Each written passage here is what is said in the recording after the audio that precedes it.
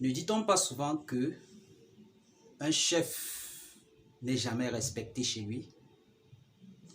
On fait cette remarque dans nos familles, dans notre communauté, dans nos tribus, dans nos pays et même à travers notre continent, l'Afrique.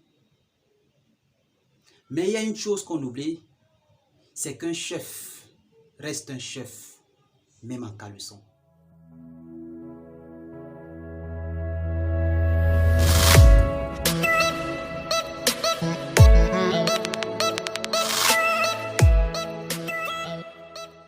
J'ai fait cette remarque il y a de cela quelques temps. Parfois, les gens ont besoin de voir vos résultats pour enfin vous suivre, pour enfin vous accompagner, pour enfin vous acclamer. Il y a même certaines personnes qui se cachent en sous-marin pour observer au quotidien ce que vous faites, voir si vous allez réussir. D'aucuns même se cachent en sous-marin, prient pour votre échec. Il y a une chose que l'Afrique doit comprendre aujourd'hui. Cette Afrique-là qui se plaint des Occidentaux. Cette Afrique-là qui se plaint des colons. Cette Afrique-là qui se plaint de toutes les personnes qui veulent l'Afrique, mais sans les Africains. Que seul, on va peut-être plus vite, mais on ne vaincra jamais. On ne vaincra jamais seul. Aujourd'hui, à l'ère du numérique, à l'ère de la mondialisation et de la modernisation, les choses ont changé, les choses ne sont plus comme avant. L'Africain se plaint tout le temps sur les réseaux sociaux. Oh, mettons-nous ensemble, oh, mettons-nous ensemble. Mais il oublie une chose, c'est que le véritable problème se trouve à la racine. Pour résoudre le problème de l'Afrique, il faut l'Africain.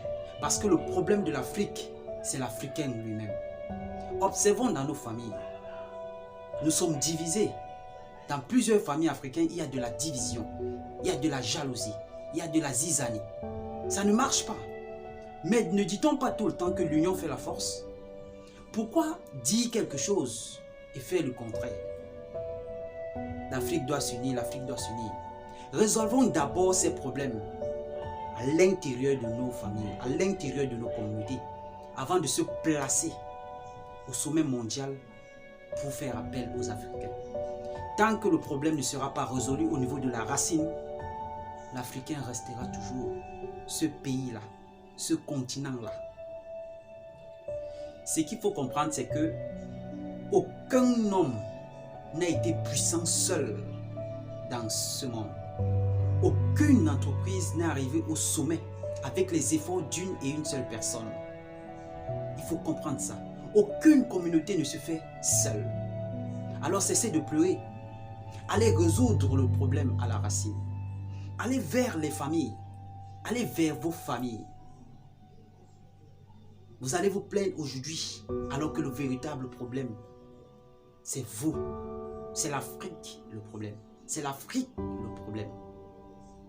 Il ne suffit pas de pleurer, de pleurnicher.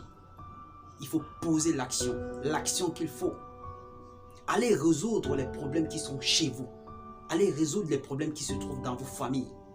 Allez résoudre vos conflits familiaux avant de venir pleurer sur la place internationale. Je pense que l'Afrique a toutes les ressources.